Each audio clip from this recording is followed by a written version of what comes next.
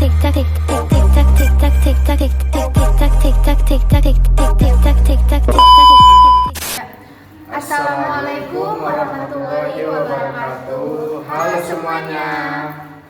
Kami dari kelompok 11 ingin membuat video pembelajaran dengan judul Monopoli dan Undang-Undang Antitrust. Sebelum itu, izinkan kami memperkenalkan diri. Dengan saya sendiri, saya Rehan Saleh, dan teman saya Anissa Aulia Riwarmu Sidabutar. Saya Sunarti. Selamat menonton. Baik teman-teman, di sini saya akan menyampaikan latar belakangnya terlebih dahulu. Monopoli dan Undang-Undang Antitrust ini dibuat untuk memahami bagaimana praktik monopoli dapat menghambat persaingan dan mengancam kesejahteraan masyarakat, serta bagaimana pemerintah Indonesia telah mengeluarkan undang-undang untuk mencegah praktik monopoli dan persaingan usaha tidak sehat.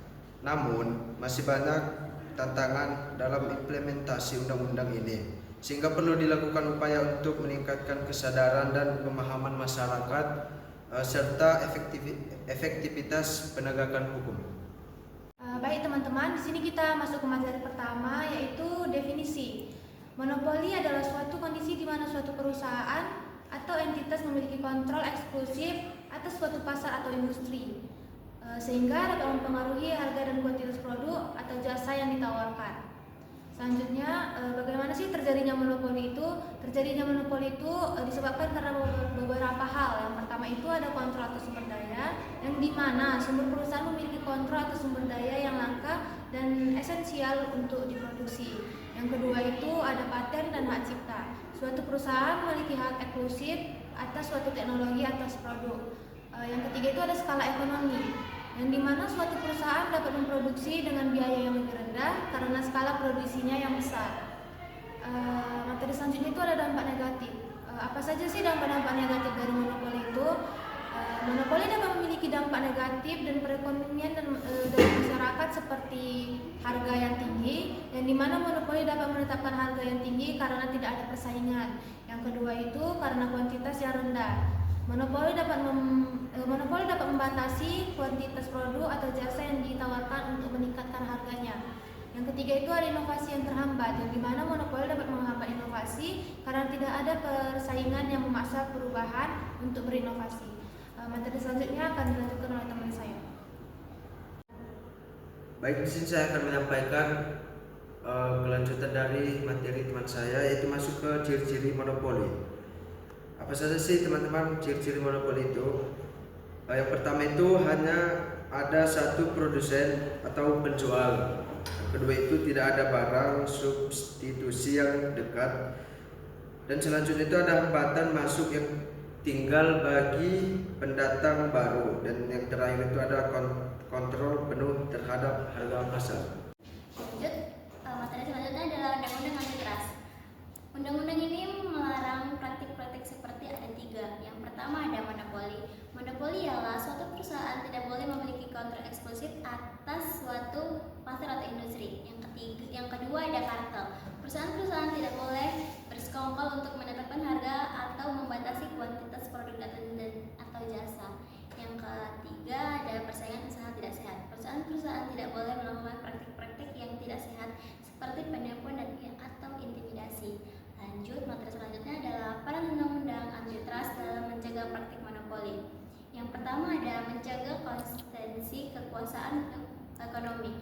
Undang-undang antitrust mencegah satu perusahaan atau entitas memiliki kontrol eksklusif atas suatu pasar atau industri. Yang kedua ada mengatur persaingan usaha. Undang-undang antitrust mengatur persaingan usaha yang sehat dan mencegah praktik monopoli yang dapat merugikan masyarakat. Yang ketiga ada melindungi konsumen.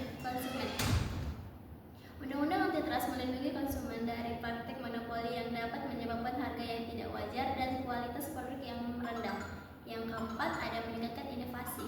Undang-undang antitrust meningkatkan inovasi dan kreativitas dalam pasar dengan memungkinkan perusahaan-perusahaan untuk bersaing secara sehat. Yang kelima dan terakhir ada pengawasan penggabungan dan akuisisi. Undang-undang antitrust mengawasi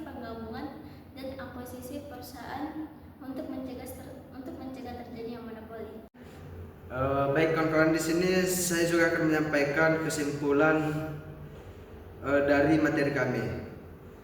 Monopoli merupakan kondisi pasar di mana suatu perusahaan atau pelaku usaha menguasai seluruh atau sebagian besar pasar tanpa persaingan yang berarti. Meskipun monopoli dapat mendorong efisiensi dalam beberapa kasus, pada umumnya hal ini berdampak negatif terhadap konsumen, seperti harga yang lebih tinggi, penurunan kualitas produk, dan terbatasnya inovasi.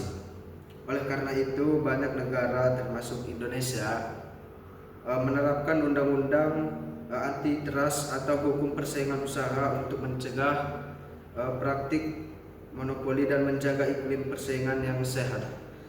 Undang-undang ini bertujuan untuk melindungi kepentingan konsumen dan menciptakan pasar yang adil dan efisiensi. Sekian video pembelajaran dari kelompok kami. Jika ada salah kata, kami mohon maaf. Wassalamualaikum warahmatullahi wabarakatuh.